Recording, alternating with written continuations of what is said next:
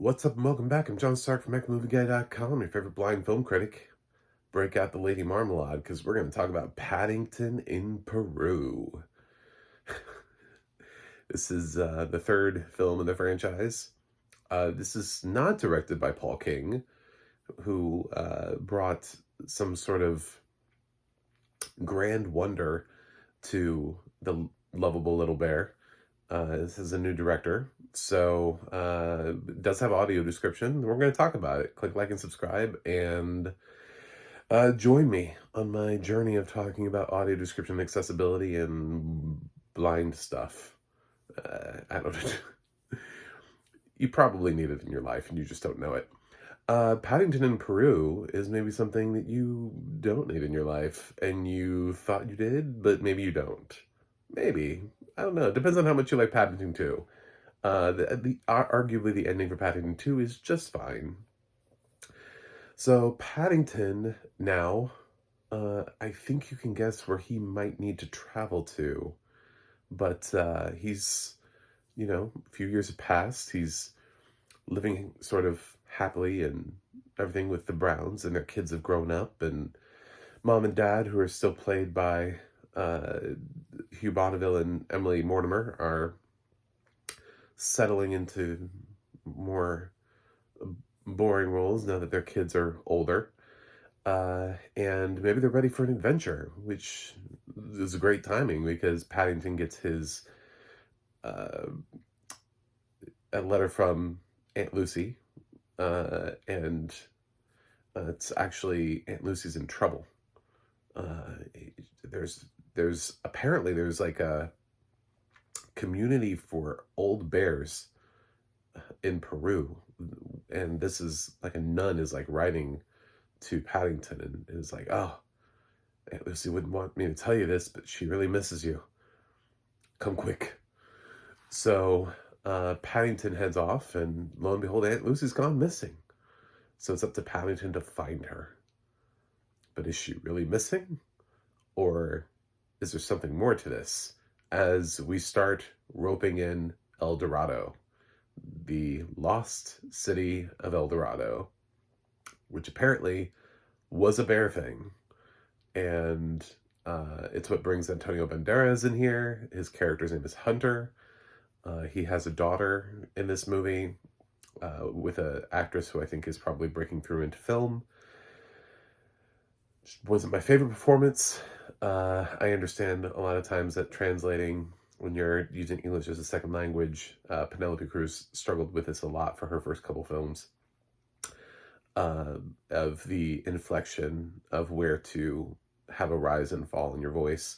So a lot of your line delivery comes across very flat.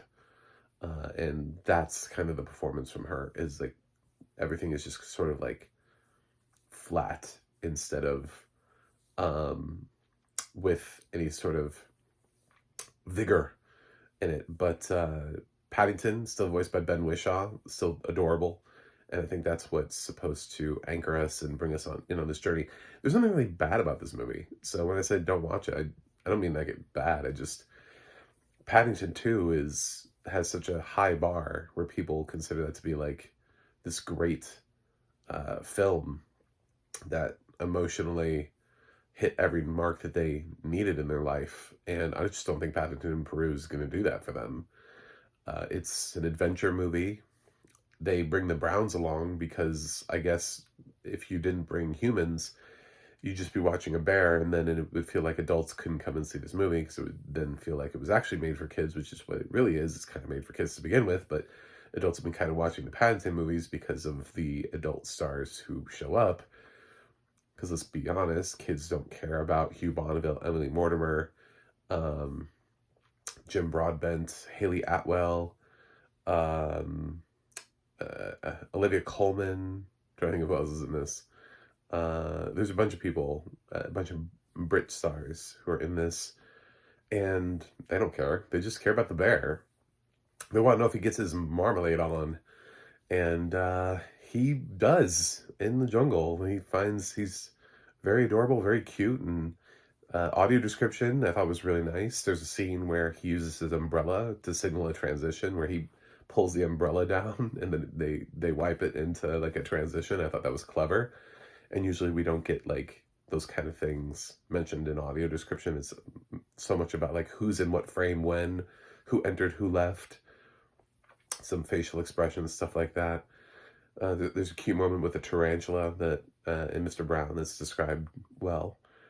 And Hunter keeps seeing his lost ancestors, like all the people who died before him, because of he has like gold fever or something like that, and he has this desire to find El Dorado, and it's a curse that's been put upon his family.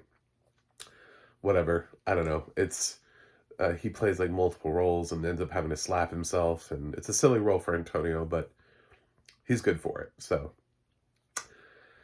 Paddington in Peru, it's fine. Oh, almost made it through the review without coughing. Reviewing movies when you're sick is fun. So check out Paddington in Peru if you want. It's the third film in the franchise. At some point, franchises are going to dip off, but this one feels like they're really closing it off, and I don't think they're going for a Paddington 4. So, I mean, they could always. I mean, we're getting a Toy Story 5, so who knows? But, yeah, I think this probably is the last trip for the old bear. And the box office is probably gonna... These films never really do, like, a lot of money at the domestic box office, because Paddington is more of a British thing. But then, like, over in, like, the BAFTAs and everything, Paddington does pretty well. This last Paddington movie didn't do that well with the BAFTA, so... I don't know. Paddington in Peru. It's fine. It's just not Paddington 2, which is not really a crime. I'm going to give Paddington in Peru a B. I thought it's still enjoyable. It's just not, it doesn't feel like it's like doing any like next level stuff where people are going to be like emotionally wrecked by the end of the movie. It gets a little, there's a little bit of emotional depth to it right at the end, but not the same. Anyway, thanks for watching. Thanks for subscribing, and I'll see you guys on the other side.